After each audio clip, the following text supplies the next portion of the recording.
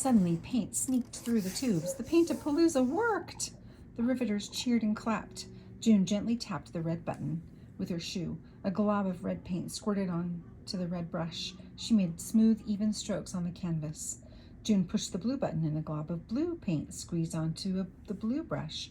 She dabbed it onto the canvas and began to paint. The Paint-A-Palooza was working beautifully, and Jane was smiling. Then she wasn't. Ouch! She cried. What happened? Asked Rosie. My arm is sore, said June. She reached up again. Oh, she said, maybe I should rest. She tried again a few minutes later. Oh dear, she said, my arms are too weak. Rosie's heart sank. June smiled kindly at her. Rosie, she said, I want you to finish the painting. Rosie shook her head. If anyone but June painted, she would be out of the contest. Rosie, said June softly, I want you to paint. Truly. Rosie looked at June's face and knew what she meant. I'm sorry it was too heavy, said Rosie. The Paint-A-Palooza was perfect, said June. I will use it to paint my kitchen when my arms are stronger. She laughed out loud and Rosie smiled. Rosie tightened her headscarf. She picked up the left glove and boom! An idea hit Rosie's brain like thunder. And what an idea! She took off the paint glove and handed it to Aunt Rose. Don't let anyone touch that canvas, said Rosie. I'll be right back. And with that, Rosie ran down the street and was gone. Chapter 17. Rosie ran down Milk Lane, past Wells Drive to Rains Street with Gizmo zooming behind her. She stopped to catch her breath and went to Mrs. Lou's house. Rosie climbed the porch steps. Then she took another deep breath. She was nervous. She knew how to help June, but she needed Mrs. Lou's help. What if Mrs. Lou said no? Rosie wished she was back at the library with Ada, Iggy, and the riveters. She almost turned around to leave when she thought about June. She had promised her to do her part.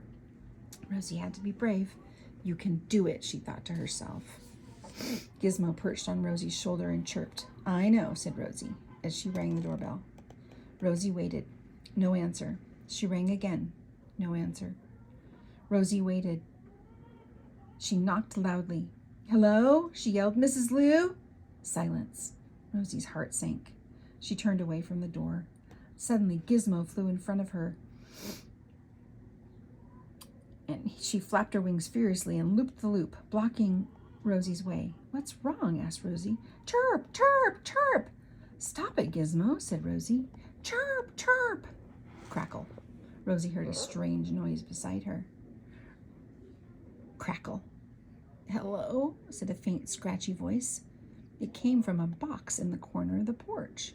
Rosie looked into the box. Hello, she said. A purple metal goose looked back at her with googly eyes. Crackle. Stay there, said a scratchy voice. It came from the metal goose. Rosie leaned closer.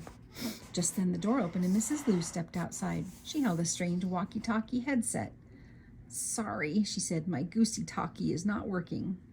She pushed a button on the back of the goose. She clicked a button on her handset. The goose's beak crackled, snapped open. Crackle. Hello, hello, said Mrs. Lou into her handset, and her voice came out of the goose's mouth. That's more like it. Then she tossed the handset into the box and smiled. Hello, Rosie, she said. Glad to see you. Rosie was shocked. Mrs. Lou was so friendly. Rosie thought about how Mrs. Lou had shut the curtains on her and how she sneaked like a shadow in the garden. Rosie looked at her neighbor and felt more nervous than ever. Yes? Asked Mrs. Lou. Rosie took another deep breath and remembered why she was there. I need your help, she said. Mrs. Lou smiled. I thought you'd never ask. Beep, beep, the old army jeep zoomed around the corner and toward the library. A load of pampas stalks bounced around in the back of the jeep. Beep, beep. The jeep screeched to a halt a few feet from June's canvas. Would you look at that, cried the boss. It's Agnes Lou. And Rosie, said Ada. She and Iggy ran to the jeep. Rosie, they said, what's going on? Rosie flipped open the glove box and Gizmo hopped out. She chirped happily and flew to the top of the canvas. June needed lighter brushes, Rosie said, so I asked Mrs. Lou if we could use one of the pampas stalks from her garden. She cut them all down. Mrs. Lou and Rosie jumped out of the jeep and grabbed a bunch of plumes from the back. Agnes Lou, said Aunt Rose, what have you done to your beautiful garden? Doesn't matter, said Mrs. Lou. When a riveter needs something, I do my part. June needs these more than I do. She pulled a pair of shears from the pocket of her duster and trimmed one of the stalks. They're lighter than those curtain rods, said Mrs. Lou. Though I would have tried curtain rods too. It was a good design. Rosie looked confused. You design things? She asked. Mrs. Lou laughed. Well, of course I do. She said, I'm an engineer too, and we engineers have to help each other. That's why I left that bucket of tubes and tape for you. Rosie thought they had come from Iggy or the recyclers or Ada, Bee and Bo. She had so many questions, but no time to ask them. Aunt Rose and the riveters crowded in to give Mrs. Lou hugs. They all knew her. Your poor garden, said June. What were you thinking? Mrs. Lou raised her hand. Not another word, she said. It's time to paint. Mrs. Lou handed Rosie a stalk, and Rosie got busy.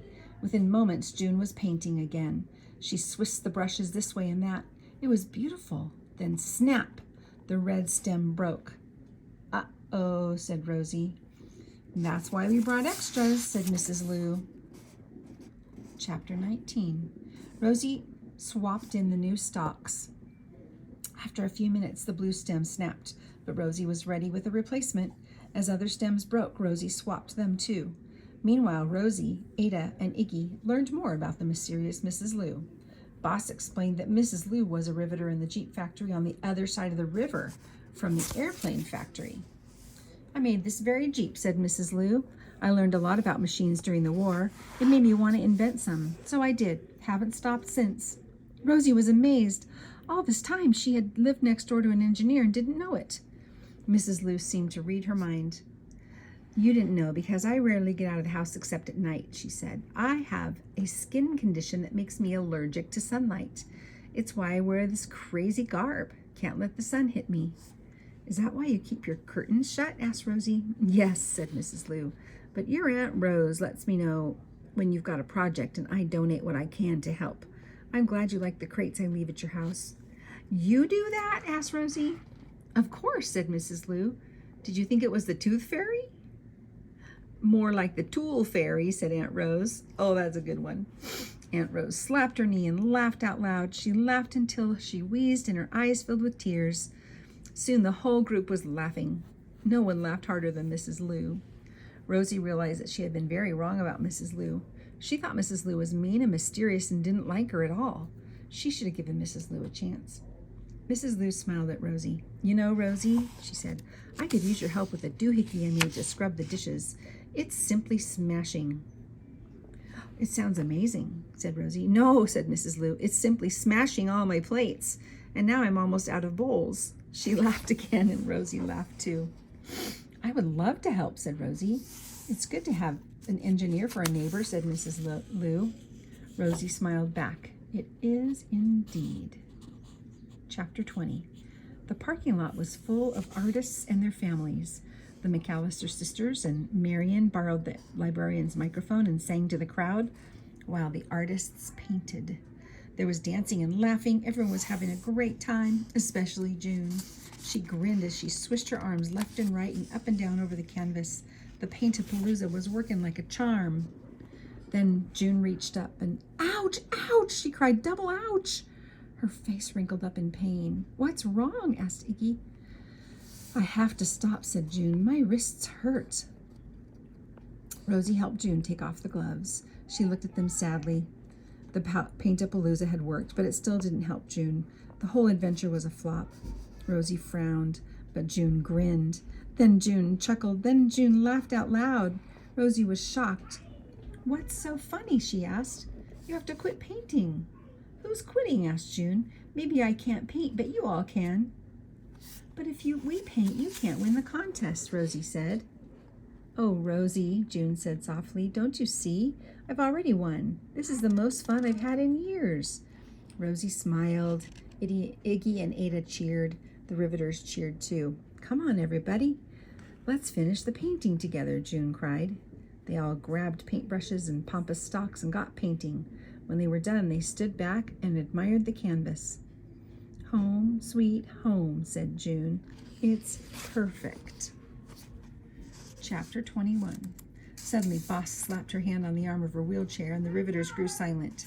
Boss motioned for Mrs. Lou and the riveters to gather around her. Rosie, Ada, and Iggy stood by the canvas. "What's going on?" Ada asked. "I don't know," said Rosie, "but I think it's serious." The riveters huddled. They whispered to one another, and they took turns glancing at the kids.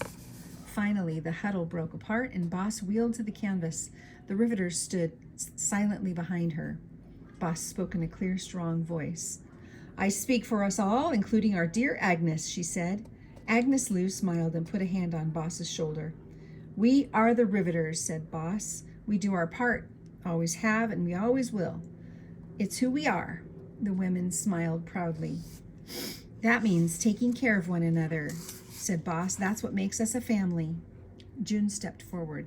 "Rosie, Ada, and Iggy," she said, "you did something important when you made that contraption. You helped someone you didn't even know. You did your part." "You did indeed," said Boss, "and today we declare that you are honorary riveters." Betty, Letty, and Hetty McAllister stepped forward. "We further declare that our home is now officially your home too," they said. "That includes all the singing and dancing you can handle." "We can handle a lot of dancing," said Iggy. "Zowie," said Ada. "Thank you," said Rosie. 3 cheers for Iggy and Ada. 3 cheers for Rosie Revere. 3 cheers for the questionnaires.